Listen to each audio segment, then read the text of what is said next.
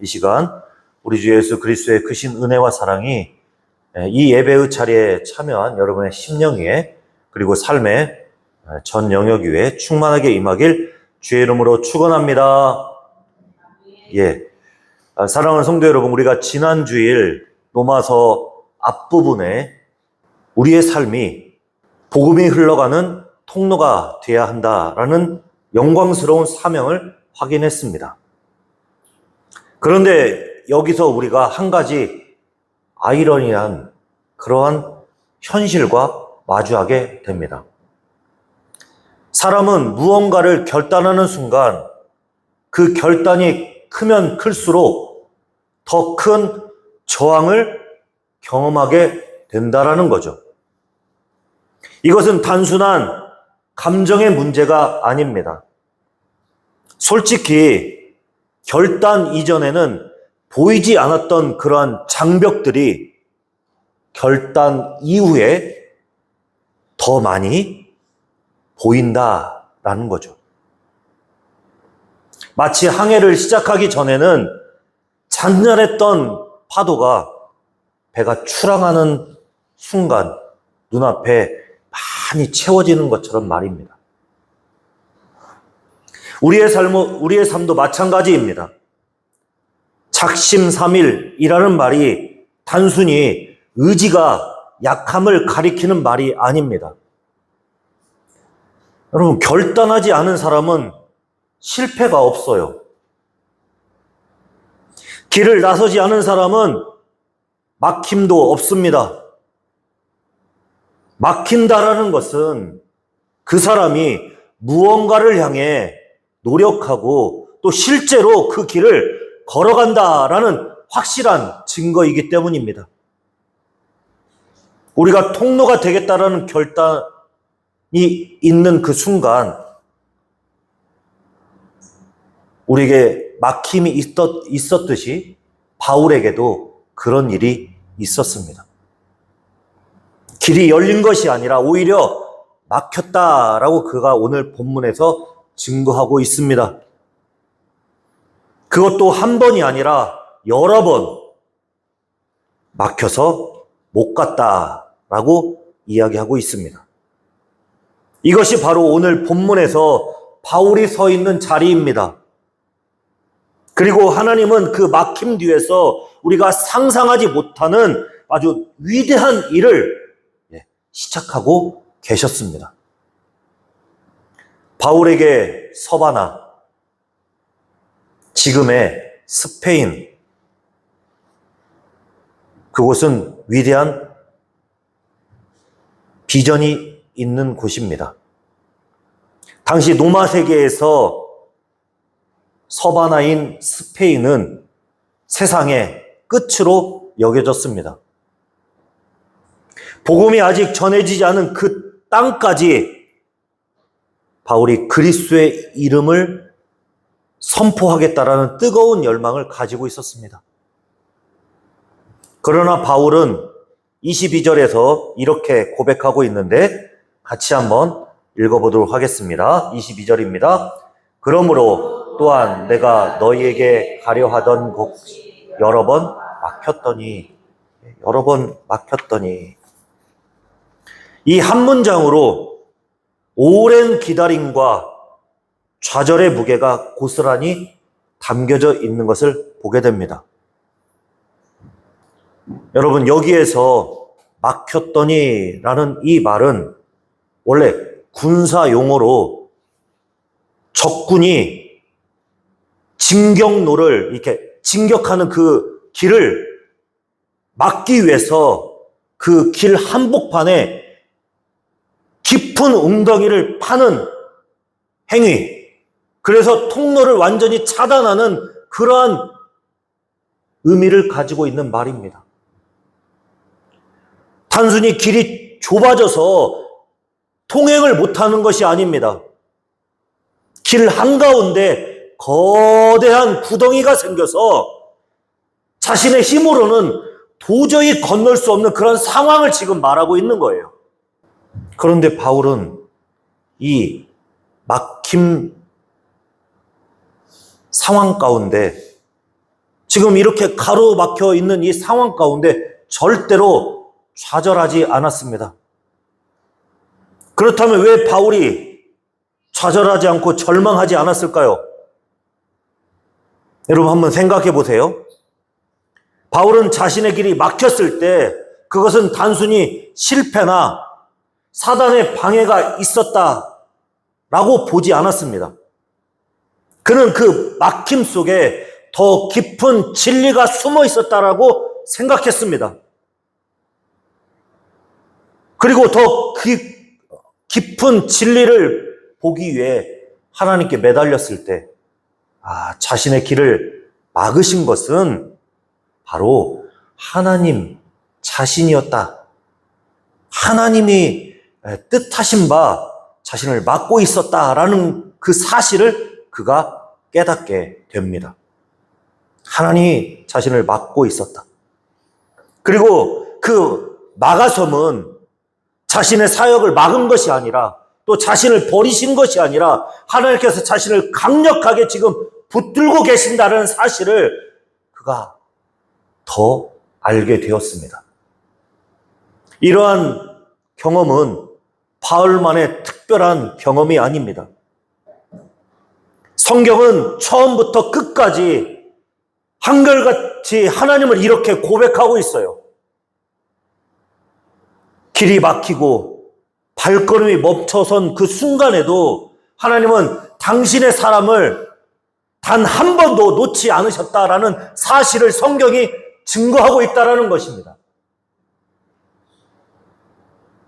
하나님은 우리를 포기하지 않으십니다. 하나님은 우리를 붙들고 계시는 그런 능력의 하나님이십니다. 여러분, 시편 기자가 이렇게 고백하고 있어요. 시편 37편 23절 24절 말씀인데 화면을 보시고 같이 한번 읽어보도록 하겠습니다. 여호와께서 사람의 걸음을 정하시고 그의 길을 아주 엎드러지지 아니함은 여호와께서 그의 손으로 붙드심이로다. 아멘. 뭐라고 지금 얘기하고 있죠? 여호와께서 그의 손으로 붙들고 계신다. 우리의 계획이 꺾였다라는 사실보다 우리를 이끄시는 하나님의 손길이 더 정확하고 더 선하다는 사실을 신뢰하는 것, 하나님이 우리를 붙들고 계신다라는 그 사실을 믿는 것, 그게 바로 참된 믿음이라는 것을 잊지 마시길 바랍니다. 그렇다면 하나님은 바울의 길을 막으시고 그를 어디로 이끄셨을까요? 본문 25절 말씀을 같이 한번 읽어보도록 하겠습니다. 그러나 이제는 내가 성도를 섬기는 일로 예루살렘에 간다. 예루살렘에 간다. 하나님은 바울을 서바나, 스페인의 그 길로 가지 못하도록 막으시고 그를 먼저 예루살렘으로 보내셨습니다. 그렇다면 왜 예루살렘으로 이렇게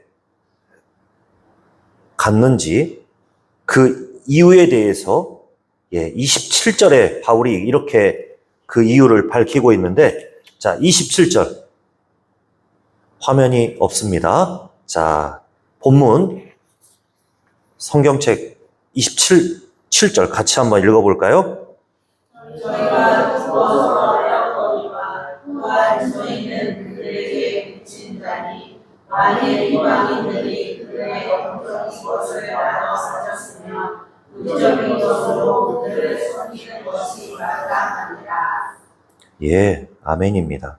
뭐라고 지금 바울이 얘기하냐면 이방인들이 그들의 영적인 것을 나눠 가졌으면 육적인 것으로 그들을 섬기는 것이 마땅하다라고 바울이 얘기합니다. 이방인 성도들은 유대인들을 통해 복음을 받았습니다. 구원의 약속을 이스라엘을 통해서 또 그렇게 흘러 보내는 그 은혜를 통해서 그들이 받게 되었잖아요. 가장 소중한 영적 유산을 이방인들이 선물로 받았기 때문에 이제 물질적인 어려움을 겪고 있는 예루살렘 형제들을 섬기는 것. 여러분, 이것은 단순한 구제가 아니라 받은 은혜를 은혜로 응답하는 바로 복음의 열매를 맺는 삶이 되는 거예요. 예루살렘 성도들이 이 참 어려운 가운데 겪고 있는 그 상황들을 이방인들이 들어서 그것을 준비했어요. 그래서 그것을 지금 바울이 전달하기 위해 예루살렘으로 가고자 했던 거예요. 하나님께서 그 길로 바울을 인도하신 거예요. 이방인 교인들이 정성껏 이 모은 연보를 통해 예루살렘 성도들과 하나의 영적인 공동체라는 것을 서로 깨닫게 하시려는 하나님의 일하심이었다라는 것입니다.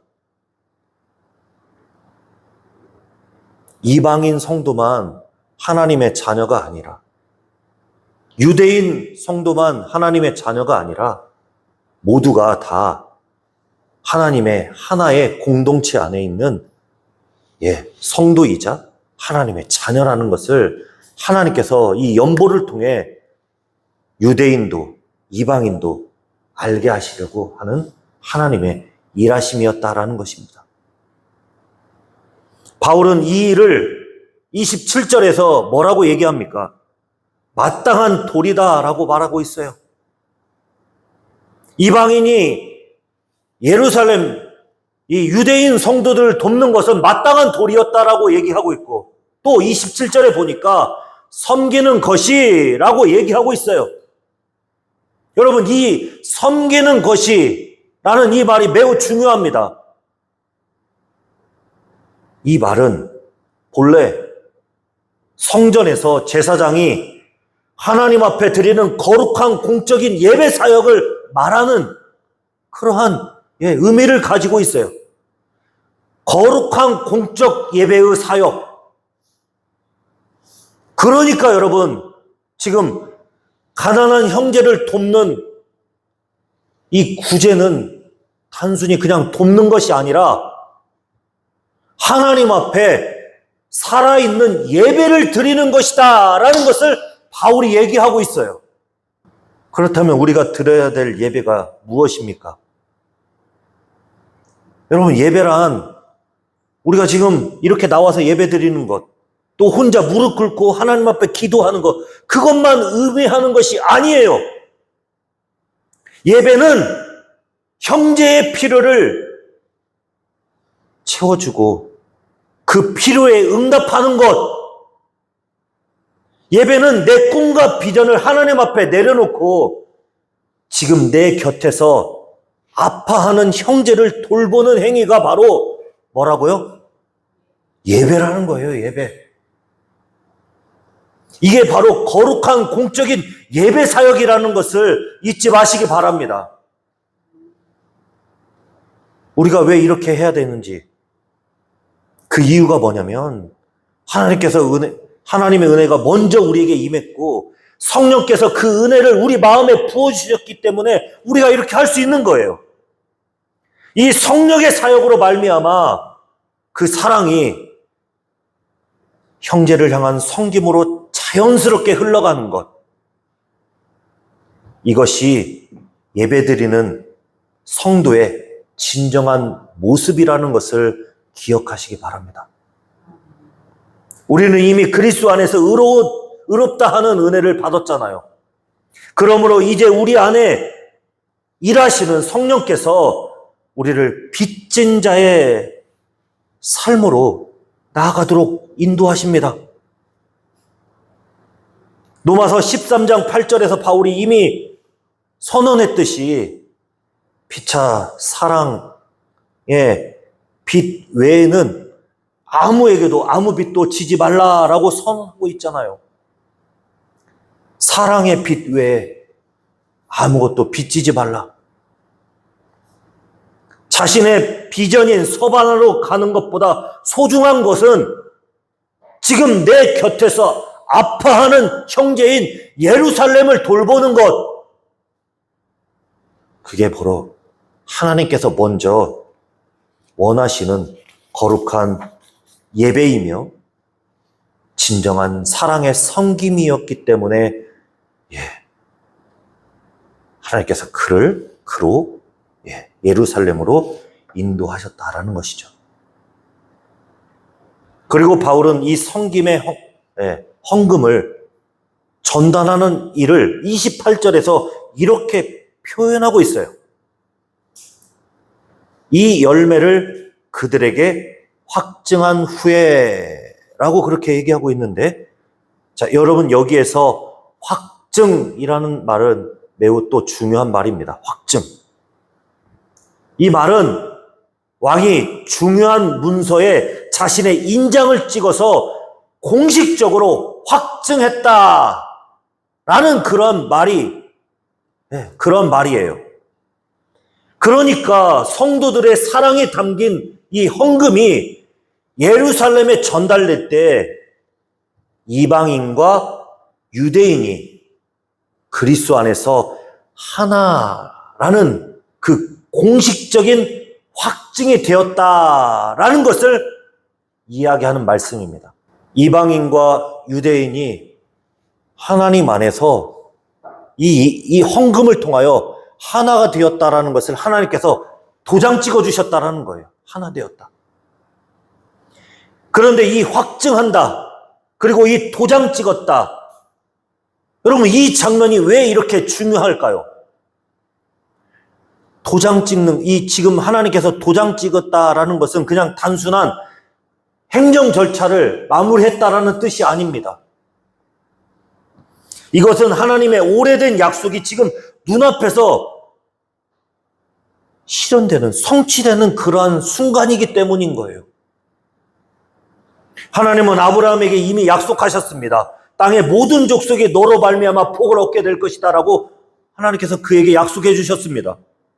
그리고 그 약속이 이스라엘을 거쳐 선지자를 통해 또 바울을 통해 계속해서 지금 이방인들에게 전달되었습니다. 그리고 마침내 예수님께서 십자가에서 이방인과 유대인 사이에 막힌 담을 허시고 그들을 하나로 만드셨습니다.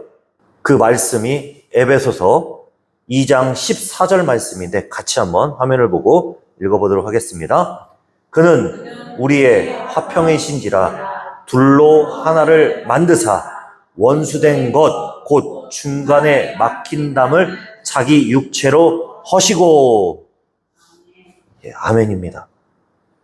바울의 예루살렘 헌금 전달은 그 십자가의 능력이, 지금 예수님의 이 십자가의 능력이 여러분 눈앞에서 실제로 이루어지는 그런 장면이었어요.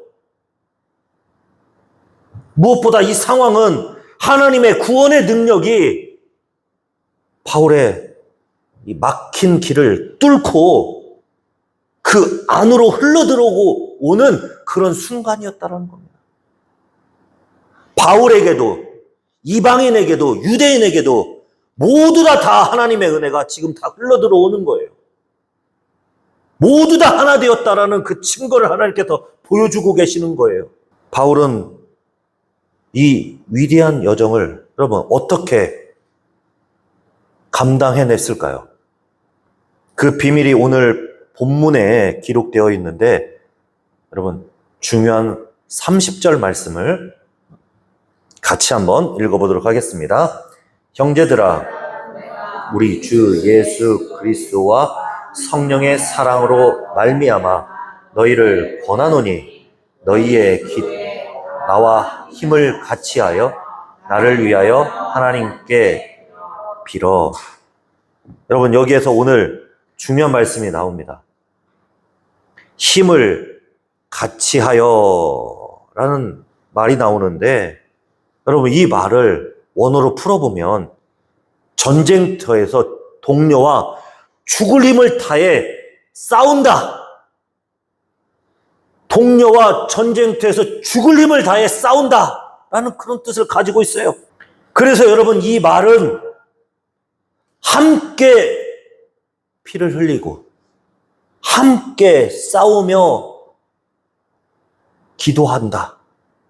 바울이 지금 너희의 기도에 나와 힘을 같이 하여, 이게 기도에 힘을 같이 해달라는 것. 바울의 기도는 여러분, 자신이 그냥 하나님께 혼자 드리는 그런 기도가 아니라 형제들과 함께 힘을 다하여 정말 열심히 하나님 앞에 죽을 힘을 다해 기도하는 그러한 기도였고, 그 기도를 통하여 그가 하나님께 은혜를 받고 이 모든 위대한 여정을 그가 감내하고 힘있게 할 수 있었다라는 것을 증거하고 있는 거예요. 그렇기 때문에 여러분, 기도는 고요하고 우아한 명상이 아닙니다. 사실 기도는 전쟁이에요, 전쟁. 에베소서 6장 18절 말씀이 여러분, 바울이 이렇게 강조하고 있는데 같이 한번 읽어보도록 하겠습니다. 모든 기도와 간구를 하되 항상 성령 안에서 기도하고 이를 위하여 깨어 구하기를 항상 힘쓰며 여러 성도를 위하여 구하라. 아멘. 막힌 길 앞에 우리가 먼저 해야 할 일은 나의 능력으로 그 장벽을 부수는 것이 아니라 먼저 지금 우리가 이렇게 함께 모여 있는 사랑하는 이 교회 공동체 성도들과 같이 어깨를 맞대고 함께 기도의 제목을 나누고 그 기도를 통하여 함께 기도하여 막힌 그 장벽을 무너뜨리는 것. 그게 우리가 해야 될 일이라는 것을 기억하시기 바랍니다. 그러기에 여러분, 정말 우리가 함께 기도의 제목을 나누고 함께 그것을 정말 전쟁터에서 동료가 죽을 힘을 다해 함께 그렇게 싸우는 것처럼 그렇게 기도해 주는 것, 그게 교회 공동체가 해야 될 일이라는 것을 기억하시길 바랍니다. 매우 중요한 일입니다. 사랑하는 성도 여러분, 이 힘써 하는 기도의 비밀이 이 비밀이 어디에 있는지 아십니까? 예수님은 겟세마네 동산에서 홀로 아버지 앞에 죽음의 잔을 마시기 위해 기도하셨잖아요. 겟세마네 동산에서. 여러분, 그때 누구와 같이 가셨죠? 제자들과 같이 가셨죠. 근데 그때 제자들이 잠들어 있었고 예수님은 땀방울이 핏방울이 되도록 기도하셨습니다. 이것은 단순한 기도가 아니라 우리 대신 죄값을 담당하시기 위한 중보 기도였어요. 예수님께서 우리의 모든 죄값을 치르기 위해 십자가를 향해 걸어가셨고 그 십자가에서 완성된 구속의 사역으로 말미암아 이제 우리가 더 이상 홀로 죄책감에 무릎 꿇고 기도하지 않아도 됩니다. 예수님께서 우리를 위해 그 거룩한 홀로됨을 감당하셨기에 이제 우리는 그 예수님의 구속함 안에 공동체로서 주님과 함께 하나님 앞에 당당히 나아가 기도할 수 있는 성도가 되었다라는 사실을 증거하고 있는 거예요. 예수님의 그 중보적인 사역이 우리와 함께함이 가능해졌다라는 사실을 믿으시기 바랍니다. 사랑하는 성도 여러분, 이제 말씀을 맺습니다. 오늘 본문이 우리에게 전하는 가장 놀라운 비밀은 무엇입니까? 그것은 바로 우리가 믿음으로 걷다가 막힌 길을 만나는 모든 순간순간마다 하나님의 구원의 이야기가 우리 안에 생생하게 흘러오고 있다라는 사실을 증거하고 있어요. 여러분의 길이 막혔을 때 그 자리에서 하나님은 여러분보다 더 깊은 곳으로 우리를 이끄십니다. 내 비전의 서바나가 잠시 멈춰질 때 하나님은 내 곁에 예루살렘을 보게 하신다는 거죠. 그곳에서 우리는 살아있는 예배로서 형제들을 섬기게 될 것입니다. 그 섬김 위에 하나님께서 친히 인장을 찍어주실 것입니다. 그리고 그 모든 과정을 우리 혼자 걷는 것이 아니라 예수님과 또 형제와 함께 무릎을 꿇고 함께 피 흘리며 함께 싸우게 될 겁니다. 이것이 바로 오늘 우리가 발견한 하나님의 구원의 이야기입니다. 이 스토리를 여러분 잊지 마시기 바랍니다. 마음에 새기시기 바랍니다. 그런데 여기서 끝이 아닙니다. 모든 이야기 속에 더 위대한 진리가 숨어 있는데 바울이 로마교회 성도들에게 나와 함께 힘을 같이하여 라고 부탁했을 때 그것은 단순한 도움의 요청이 아닙니다. 그 말 속에 여러분 겟세마네에서 울려 퍼진 예수님의 음성이 담겨져 있어요. 예수님이 십자가 지기 전날 밤 제자들에게 이렇게 말씀하셨습니다. 나와 함께 깨어 있으라. 뭐라고요? 나와 함께 깨어 있으라. 예수님께서 이렇게 말씀하셨습니다. 예수님은 제자들이 영적으로 깨어 있기를 원하셨어요. 그러나 제자들은 잠들어 있었고 예수님은 홀로 온 인류의 죄를 짊어지고 하나님과 분리되는 그 끔찍한 고통을 홀로 감당하셨습니다. 왜 그러셨습니까? 왜 예수님께서 홀로 하셨죠? 그것은 우리를 위해서였어요. 예수님께서 그 거룩한 홀로됨을 견디셨기에 이제 우리는 영원히 혼자가 아닙니다. 예수님이 함께 하십니다. 그리고 지금 부활하신 예수님께서 우리에게 이렇게 말씀하십니다. 나와 함께 힘을 같이하여. 이 말씀은 바울의 요청이기 이전 예수님의 초청입니다. 막혀있는 내 길과 함께 걷고 지쳐있는 내 곁에서 함께 하자라는 예수님의 십자가에서 이미 모든 것이 다 치러졌습니다. 그리고 이제 부활하신 예수님은 성령으로 우리와 함께 하여 주십니다. 사랑하는 성도 여러분, 우리가 누구입니까? 우리는 그 부르심을 들은 사람이며 그 초대에 응한 사람이며 예수님과 함께 길을 걷는 그러한 사람입니다. 이것이 오늘 우리의 새로운 정체성입니다. 이 정체성을 잊지 마시기 바랍니다.